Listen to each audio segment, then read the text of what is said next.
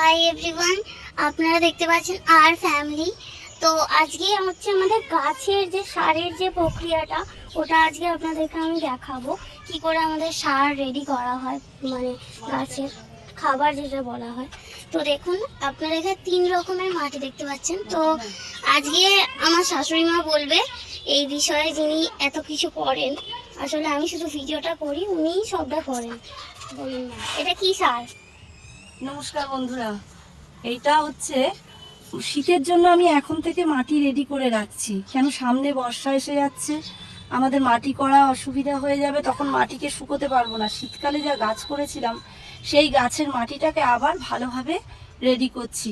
এটা বর্ষাও যদি আমি কিছু গাছ লাগাই তখন নষ্ট হয়ে যাবে, অনেক সময় মাটিতে ফাঙ্গাস থাকে। সেই মাটিগুলোকে আজ 4-5 দিন আমি খুব ভালো করে শুকিয়েছি, রোদে গুঁড়ো করে শুকিয়ে তারপরে রোদে দিয়েছি। 2 বস্তা মাটিতে আমি 1 বস্তা গোবর সার দিচ্ছি। পুরো 1 বস্তা পুরনো 2-3 বছরের গোবর সার, এটা দেখছেন গোবর সার আছে, দিচ্ছি। তার সাথে হাড় গুঁড়ো, শিংকুচি, রেদার মিল, নিম খোল, কোনটা হাড় গুঁড়ো দেখিয়ে দিন। এর মধ্যে সব কিছু, এটা হচ্ছে সব সারগুলো, এগুলো সব আছে। হাড় গুঁড়ো, নিম খোল, লেদার মিল, আর তারপরে দিয়েছি সর্ষের খোল, বাদাম খোল, সব দিয়ে এটা হচ্ছে সার। এটা হচ্ছে আমার গোবর সারটা, আর ওটা মাটি। এই তিনটেকে এবার আমি সব একসাথে মিক্সড করে দেবো। মিক্সড করে জল ছিটে দিয়ে আমি এটাকে এখন রেখে দেবো। এটাকে 2-3 দিন পর পর একটু করে স্প্রে করব জলে, করে এটা ভালোভাবে পচে, না হলে এইটা দিয়ে এখন গাছ করলে কোনো গাছটা খারাপ হয়ে যাবে। এর একটা গরম আছে, অ্যাকশন খারাপ হয়ে যাবে। এই জন্য এখন থেকে আমি মাটি রেডি করে রাখছি। সেই শীতের সময় এই মাটিটাকে বের করে গাছ করব। আপনারাও এইভাবেই গাছ করবেন। এখন থেকে যে যতটুকু পারবেন মাটি তৈরি করে রাখবেন। সেই মাটিতে গাছ করলে দেখবেন খুব ভালো আপনারা ফুল পাবেন।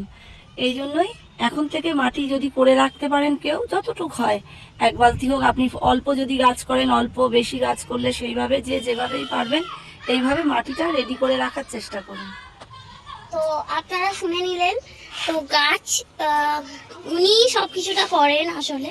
তো বলে দিলেও, যদি আপনাদের কারোর কোনো কিছু গাছ নিয়ে কিছু জিজ্ঞাসাবাদ থাকে, বা কোনো রকম কলম করা বা বিভিন্ন বিষয় নিয়ে যদি থাকে, তো ইনবক্স করতে পারেন। এবং ফল ফুল সব রকম গাছ, বা কোনো গাছ হয়তো একদমই প্রায় মৃত, তাকে কি করে আবার ঠিক করতে হবে সেইটাও আমার শাশুড়ি মা ঠিক বলে দেবেন।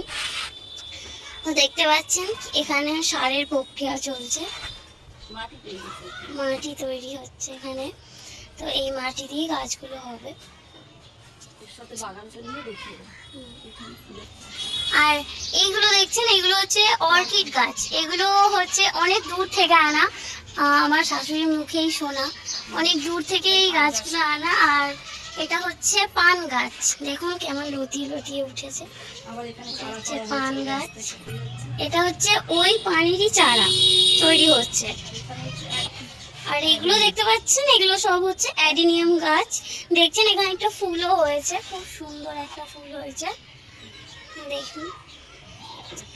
ওপরেও দেখুন ছোট্ট ছোট্ট অ্যাডিনিয়াম। আর দেখুন কি পরিমাণে আমার গাছে ফুল আসছে। অলরেডি এই পর্যন্ত প্রচুর ফুল হয়ে গেছে। বা কড়িগুলো দেখুন, এটায় 15 দিন পর পর সামান্য করে 10-26 দিয়ে দেবেন। এইভাবেই আপনারা ফুল পাবেন সারা মাস। এখন পুরো বর্ষাটা আমি এইভাবেই ফুল পাবো। বা এদিকে আমার এই ফলের গাছগুলো। তো নেক্সট ভিডিওতে পদ্ম ফুল নিয়ে, আমি এই পদ্ম গাছ নিয়ে আমার শাশুড়ি মায়ের থেকে কিছু আপনাদেরকে জানাবো, যে কি করে এটা তৈরি করতে হয়, আর কি করে এই গাছ তৈরি করতে হয়, এই রক্ষণাবেক্ষণ সব কিছু জানাবো। নেক্সট ভিডিওর জন্য অপেক্ষা করুন। আর ভালো লাগলে লাইক আর সাবস্ক্রাইব করবেন।